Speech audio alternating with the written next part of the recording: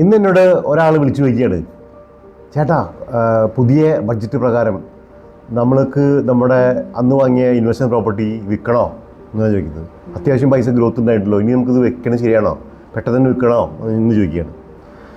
ഇതിൽ ഒന്ന് ഈ കാള പറ്റുമെന്ന് പറയുമ്പോഴേക്കും കയറെടുക്കണ്ട. ഓക്കെ, ഫസ്റ്റ് ഓഫ് ഓൾ ഇതൊരു നിയമമായിട്ടില്ല, ഇത് ബഡ്ജറ്റിൽ വെറുതെ അനൗൺസ് ചെയ്തിട്ടേ ഉള്ളൂ. അപ്പോഴേക്കും ചാടിക്കയറി ഒന്നും ചെയ്യല്ലേ. ഓക്കെ, രണ്ടാമത് ഇത് ഇപ്പോൾ പറഞ്ഞ റൂള് നിങ്ങൾ വായിച്ചു നോക്കണമെങ്കിൽ മനസ്സിലാവും, ഇത് ഗ്രാൻഡ് ഫാദറാണ്. എന്ന് വെച്ചാൽ നിങ്ങളുടെ എക്സിസ്റ്റിംഗ് പ്രോപ്പർട്ടി നിങ്ങൾ ഒരിക്കലും വിൽക്കരുത്, അതാണ് വേണ്ടത്.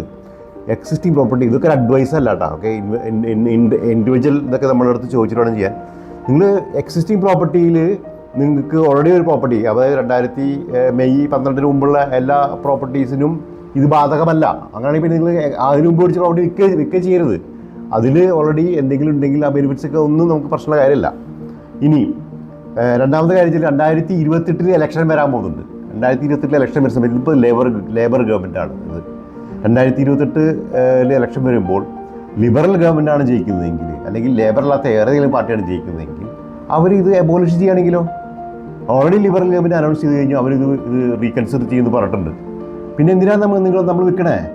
വിൽക്കരുത്. ഉടനെ കയറി ചാടിയെടുത്ത് ചെയ്യാനുള്ളതല്ല ഈ പ്രോപ്പർട്ടി. നമ്മളൊരു 10 രൂപയുടെ സാധനം മേടിക്കുന്ന കാര്യമല്ല പ്രോപ്പർട്ടി എന്ന സാധനം നമ്മളൊരു 200,000 ഉണ്ടാക്കി എന്നാൽ വിറ്റ് കളയാം എന്ന് പറയുന്നതല്ല property is A long time. നമ്മൾ ഒരു 600 മേടിച്ച പ്രോപ്പർട്ടി 1.2 million ആവും എന്നുള്ളതാണ് നമ്മുടെ ചരിത്രം പറയുന്നത്. 40,000 പ്രോപ്പർട്ടി 1980 പിന്നെ അത് 80 ആയി, 160 ആയി, 320, ഇപ്പോൾ ക്ലോസ് ടു $1 million പ്രോപ്പർട്ടിയുടെ വില. വിൽക്കരുത് എന്നുള്ളതാണ് എൻ്റെ അഭിപ്രായം. Thank you.